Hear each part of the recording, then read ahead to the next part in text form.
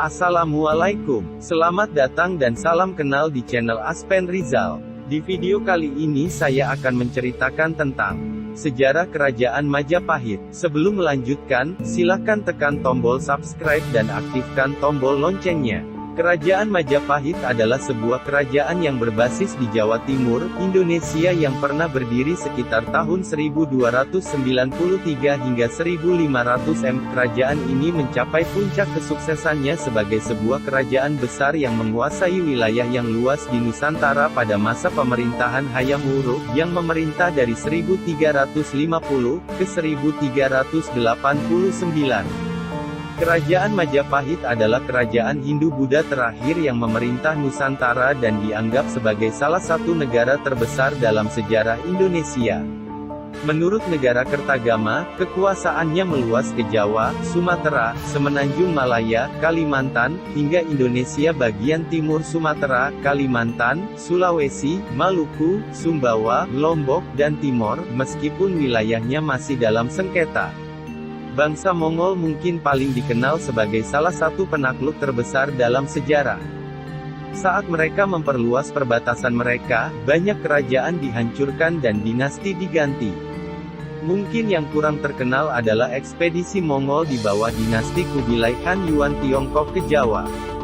Ekspedisi tersebut berakhir dengan kekalahan bangsa Mongol dan munculnya salah satu kekuatan besar terakhir di Asia Tenggara, Kerajaan Majapahit. Perjuangan kekuasaan. Kisah Kerajaan Majapahit dimulai pada akhir abad ke-13 di Kerajaan Singhasari bersama Raden Wijaya pendiri Kerajaan Majapahit dan Jayakatwang penguasa terakhir Kerajaan Singhasari. Mertua Raden Wijaya adalah Kertanegara, yang tahtanya direbut oleh Jayakatwang. Namun, Raden Wijaya diampuni dan diberikan Trowulan di Jawa Timur. Situs ini nantinya akan dijadikan sebagai ibu kota Kerajaan Majapahit. Menurut sumber-sumber dari China, sebelum pengkhianatan Jayakatwang, Kertanegara telah menimbulkan kemarahan Kubilai Khan. Kertanegara menolak memberikan penghormatan kepada dinasti Yuan, menganiaya utusan Yuan dan bahkan menantang Kubilai Khan. Akibatnya, Kaisar memutuskan untuk menghukum Kertanegara dengan mengirimkan 1000 kapal untuk menaklukkan kerajaannya. Sumber-sumber dari Jawa, bagaimanapun, melukis gambar alternatif.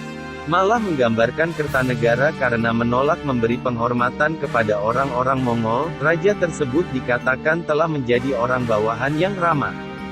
Ekspedisi yang dikirim oleh Kubilai Khan ke Jawa tidak dimaksudkan untuk menghukum Kertanegara, namun untuk membantu Raden Wijaya. Ini karena Raden Wijaya telah mengirim seorang utusan mendesak ke Kaisar untuk meminta bantuan terhadap Jayakatwang. Selanjutnya, Raden Wijaya juga berjanji untuk menawarkan Kubilai Khan puri putri terindah di Kerajaan Singhasari. Berdirinya Majapahit. Tanggal pasti yang digunakan sebagai tanggal kelahiran Kerajaan Majapahit adalah hari penobatan Raden Wijaya sebagai raja, yaitu tanggal 15 bulan Kartika tahun 1215 Saka yang bertepatan dengan tanggal 10 November 1293. Ia dinobatkan dengan nama resmi Kertarajasa Jayawardana. Kerajaan ini menghadapi masalah. Beberapa orang terpercaya Kertarajasa, termasuk Ranggalawe, Sora dan Nambi memberontak melawannya, meskipun pemberontakan tersebut tidak berhasil. Pemberontakan Ranggalawe ini didukung oleh Panji Mahajaya, Ra Arya Sidi, Ra Jaranwaha, Ra Lintang, Ra Tosan, Ra Gelatik dan Ra Tati. Semua ini tersebut disebutkan dalam Pararaton. Slamet Muljana menduga bahwa Mahapati Halayudalah yang melakukan konspirasi untuk menjatuhkan semua orang terpercaya raja, agar ia dapat mencapai posisi tertinggi dalam pemerintahan. Tetapi setelah kematian pemberontak terakhir Putih, Halayuda ditangkap dan dipenjarakan, dan kemudian dijatuhi hukuman mati. Wijaya meninggal pada tahun 1309. Putra dan penerus Wijaya adalah Jayanegara. Pararaton menyebutnya Kalagemet, yang berarti penjahat lemah. Sekitar suatu waktu pada masa pemerintahan Jayanegara, seorang pendeta Italia, Odorico da Pordenone mengunjungi istana Majapahit di Jawa. Pada tahun 1328, Jayanegara dibunuh oleh tabibnya, Tanca. Ibu tirinya Gayatri Rajapatni seharusnya menggantikannya, tetapi Rajapatni memilih untuk mengundurkan diri dari istana dan menjadi seorang biarawan. Rajapatni mengangkat putrinya Tribhuwana Wijaya Tunggadewi menjadi Ratu Majapahit. Pada tahun 1336, Tribhuwana mengangkat Gajah Mada sebagai Mahapati. Pada saat pengukuhannya Gajah Mada mengucapkan Sumpah Palapa yang menandakan rencananya untuk memperluas kekuasaan Majapahit dan membangun sebuah kerajaan. Pada masa pemerintahan Tribhuwana, kerajaan Majapahit berkembang menjadi lebih besar dan lebih terkenal di Nusantara. Tribhuwana memerintah di Majapahit sampai kematian ibunya pada tahun 1350.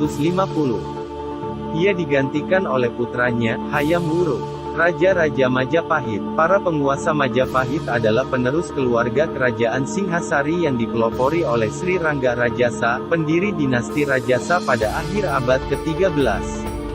Berikut ini adalah daftar penguasa Majapahit. Perhatikan bahwa ada periode kekosongan antara pemerintahan Raja Sawardana penguasa ke-8 dan Giri Sawardana yang mungkin disebabkan oleh krisis suksesi yang memecah keluarga kerajaan Majapahit menjadi dua kelompok.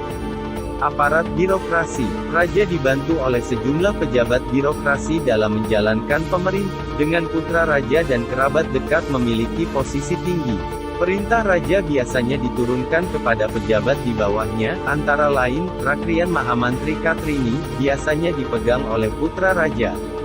Rakrian Mantri Ripakira-kiran, Dewan Menteri yang menyelenggarakan pemerintahan. Dharmatyaksa, pejabat hukum agama. Dharma Upapati, pejabat agama. Dalam Rakrian Mantri Ripakira-kiran ada pejabat terpenting yaitu Rakrian Mapati atau Pati Hamangkubumi. Jabatan ini dapat dikatakan sebagai Perdana Menteri yang bersama-sama dengan Raja dapat ikut melaksanakan kebijaksanaan pemerintah.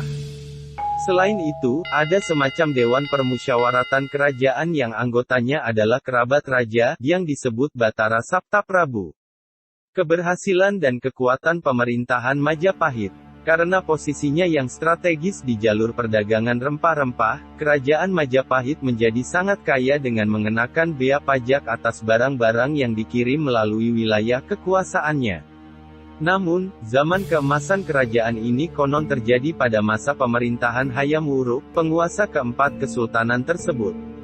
Hayam Wuruk, yang memerintah dari tahun 1350 hingga 1389, dibantu oleh Perdana Menteri yang sama tangguhnya, Gajah Mada. Selama masa jabatannya sebagai Perdana Menteri, Gajah Mada berhasil menambahkan Bali, Jawa dan Sumatera ke kerajaan Majapahit.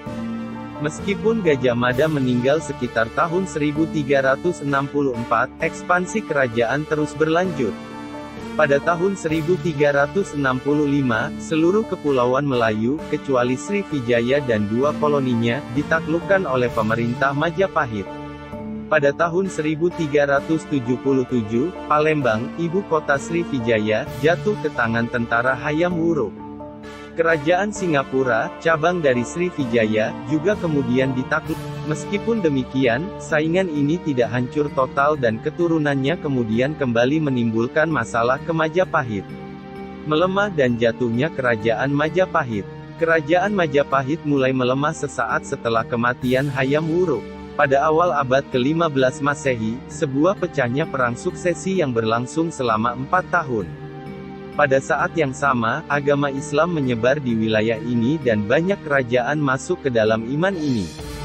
Di antaranya adalah meningkatnya Kesultanan Malaka, yang didirikan oleh Raja Singapura terakhir.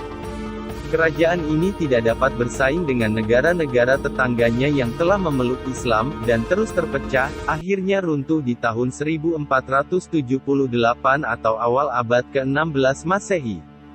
Demikianlah video kali ini, semoga bermanfaat. Nantikan video kami selanjutnya. Jangan lupa tekan tombol subscribe-nya. Wassalam.